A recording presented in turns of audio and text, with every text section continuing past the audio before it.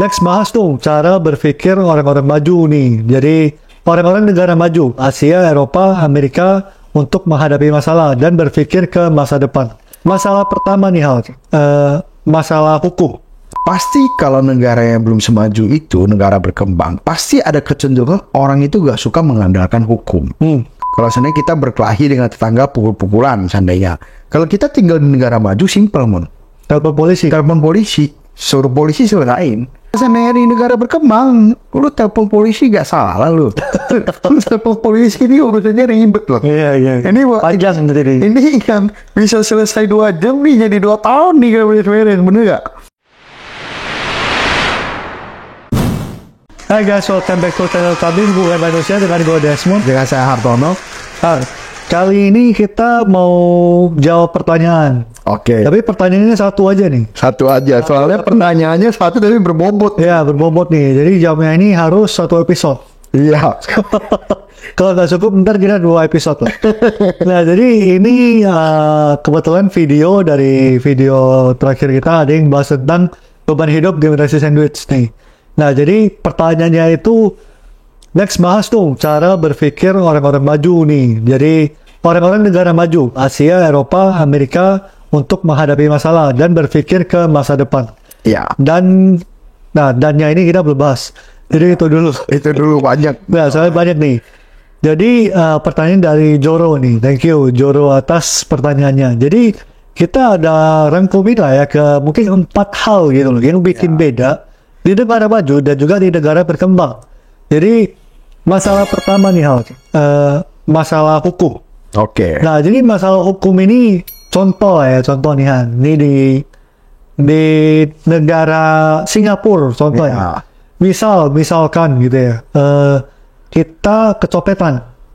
Seandainya kita lagi jalan ada yang copet. Kita lapor polisi dong. Iya, betul. Ya, nah, tapi sebenarnya di negara berkembang belum tentu lu bisa lakuin hal yang sama. Betul. Bisa lah, lu bisa laporin, lu bisa datang kasih laporan. Ya. Tapi penanganannya berbeda lah. Penanganannya, lalu juga layer-layer untuk sistemnya itu tuh pasti beda banget. Iya. Lalu kesempatan untuk barang lu kembali ini juga beda. Gitu sih. Maksudnya ini masalah hukum gitu loh. Iya. Jadi maksudnya di negara maju orang itu bisa ngandalin hukum.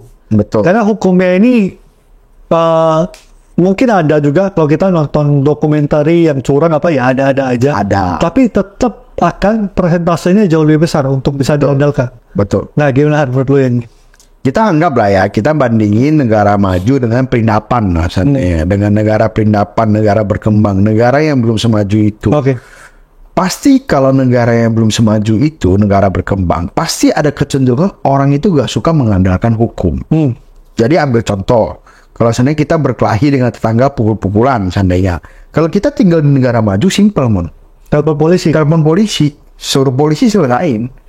Kalau seandainya di negara berkembang, lu telepon polisi gak salah lu.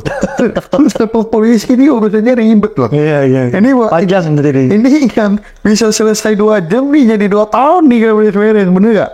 Belum lagi nanti prosedurnya apa segala macem, dan nanti si ini kenal si ini, si itu kenal si itu, si ini bapaknya jenderal, bapaknya ini, panjang gitu kan.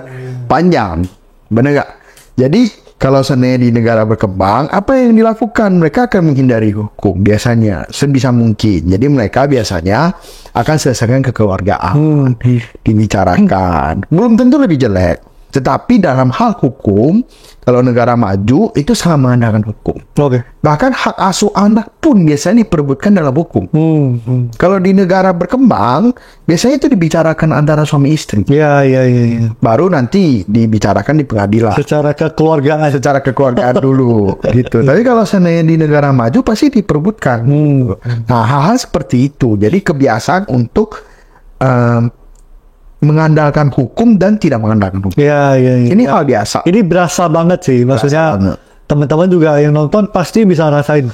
Kalau teman-teman lihat negara-negara maju dibanding dengan negara berkembang, betul. Urusan hukum ini sangat-sangat terasa. Iya. Nah, yang kedua itu tuh cara berpikirnya yang beda tuh apalagi nih, yaitu merencanakan masa depan.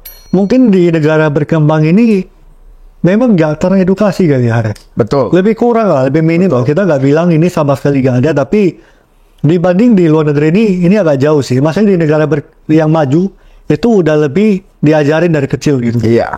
Nah ini gimana? Sebenarnya kalau sebenarnya di negara maju, orang itu terbiasa dengan kepastian ekonomi yang stabil. Ya. Gitu. Jadi mereka terbiasa untuk merencanakan 20-40 tahun ke depan. Kalau di negara berkembang, ini kita gak usah ngomong jauh-jauh lah. Katakan Afrika lah, lu tinggal di Afrika. Lu simpen duit lu bisa-bisa jadi gak ada duitnya. Gak ada harganya. Gak ada harganya. Kayak di Zimbabwe aja. Itu duit triliunan juga gak ada harganya tiba-tiba, bener gak? Jadi lu ngapain simpen duit? Gitu kan. Tapi kalau di negara maju kan duitnya mungkin dolar, mungkin apa. Lebih stabil. Jadi mereka biasa merencanakan 20-40 tahun ke depan. Itu wajar sekali gitu loh. Jadi kalau di negara berkembang biasanya mereka itu lebih mengandalkan apa yang mereka ngerti. Contoh, mereka itu beli tanah terus, beli properti terus, atau beli apa terus gitu. Tetapi nggak ada rumusan standarnya, nggak ada. Kalau di negara maju kan udah ada rumusan standarnya, berapa persen dari penghasilan, berapa harus masuk di mana, berapa harus masuk di mana. Kalau di negara berkembang ya insting lu aja. Insting lu bagus, lu aman. Sama juga mungkin urusan bank juga, urusan kayak bunga-bunga. Nah, biasa di negara maju itu tuh lebih masuk akal bunganya. Betul. Kalau di negara berkembang nih biasa bunganya ini cukup besar gitu. Kalau dibanding ke negara maju. Tapi bisa tiba-tiba banknya nggak ada. Maksudnya safety-nya ini memang lebih mengkhawatirkan. Oke, jadi yang tadi merencanakan masa depannya jelas beda lah ya. Jadi ya seperti yang kita bilang tadi, kestabilan, lalu juga bisa andalin mata uangnya enggak. Ini kan semuanya baru. Jadi untuk perencanaan masa depan di negara maju ini mungkin lebih terkesannya mungkin lebih ada bisa narahin gitu lah. Betul. Dibanding negara berkembang. Oh, sorry. Ada lagi. Tapi ada bagusnya di negara berkembang. Di negara berkembang, pengusaha itu lebih gesit, lebih fleksibel. Pengusaha ini chance untuk suksesnya gede. Berkali-kali lipatnya besar. Betul. Karena regulasi pemerintah nggak mengarah ke sana. Iya. Soalnya kayak mungkin kalau teman-teman yang udah lama nonton channel kita, saya sering cerita sepupu saya di Singapura, itu mereka nggak ada kesempatan guys untuk kayak coba usaha apa itu kecil banget, sulit lah. Karena di mindset mereka itu pun lulus kerja. Iya, betul. Terutama Singapura lah ya. Kalau kita bilang US atau apa mungkin masih ada. Iya. Tapi kalau kayak negara kayak Singapura, saya menilai mereka itu benar-benar pemikirannya lulus kerja sih. Jadi nggak ada pilihan untuk usaha. Karena rata-rata usahanya udah diambil sama company besar. Betul banget. Marketnya juga kecil, jadi nggak gampang untuk mereka mencoba. Nah, berikutnya itu yang ketiga itu fasilitas umum. Iya. Ya, seperti rumah sakit, jalan, dan lain-lain. Jadi, kayak kita ke Singapura, pasti MRT dong. Ya. Paling simple, turun dari public transport, pesawat, langsung ke MRT. Busnya oke. Lalu, fasilitas rumah sakit juga cukup oke lah ya. Maksudnya kalau kita orang Indonesia juga suka lari ke sana buat berobat. Jadi semuanya aman. Tapi untuk orang sana, kalau yang udah bayar pajak dan lain-lain kan ada fasilitas. Kalau kita orang luar ya bayar. Ke sana, wah bayarnya sih mahal banget. Gitu. Nah gimana urusan fasilitas umum? Pastinya di negara berkembang, fasilitas umum ini pasti lebih gak bisa diandalkan. Orang akan mengandalkan kendaraan pribadi, lebih ke kendaraan pribadi. Sehingga membuat biaya transportasi itu mahal pada umumnya.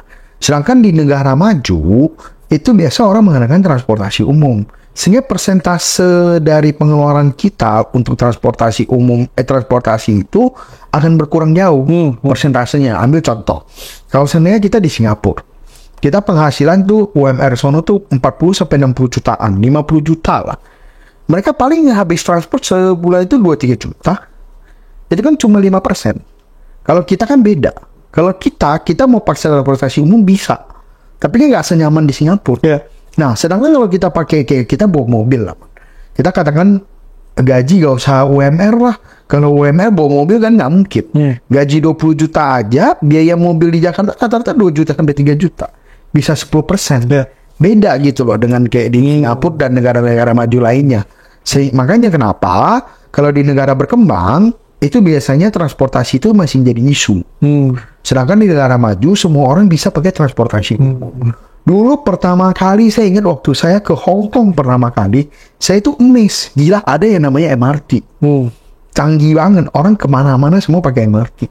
Dan harganya juga murah, nggak mahal untuk orang Hong Kong gitu kan. Iya. Waktu itu mungkin 15 tahun lalu kali paling enggak.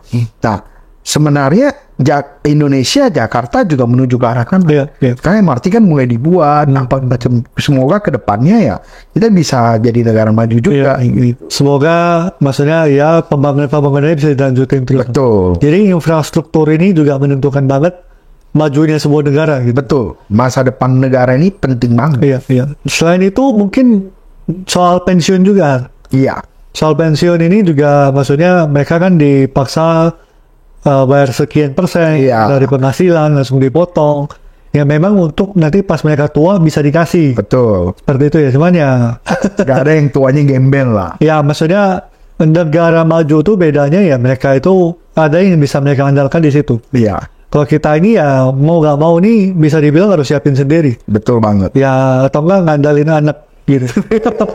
Invest ke anak ya. Investasi di anak. Ya apa kan ada quotes Banyak anak, dana pensiunmu. Apa anakmu bukan dana pensiunmu ya itu Iya. yang lagi ngetren lah sekarang. Iya, betul. Ya mungkin orang zaman dulu ya biasa Iyalah. rawat orang tua, maksudnya ya gantian gitu ya. Cuman ya maksudnya zaman sekarang mungkin udah lebih Udah beda. ngetren apa maksudnya juga berita informasi juga lebih gampang kesebar, jadi akhirnya mungkin orang lebih aware. Nah yang terakhir itu tentang pola pikir lihat. Nah menurut lu apa yang beda nih negara maju sama kembang? Sebenarnya pola pikir ini juga sangat-sangat unik gitu loh di negara berkembang. Nggak bisa disamaratakan sih sebenarnya. Betul. Maksudnya nggak bisa. Masing-masing negara itu Ya beda. nggak bisa kita bilang mewakili semua negara maju ini kayak gini. Oh, nggak. Betul. Tapi pada umumnya itu ya itu kalau di negara maju orang nggak percaya namanya tahayul, orang maunya yang kelihatan. Ya, ya, ya. Kita ambil contoh.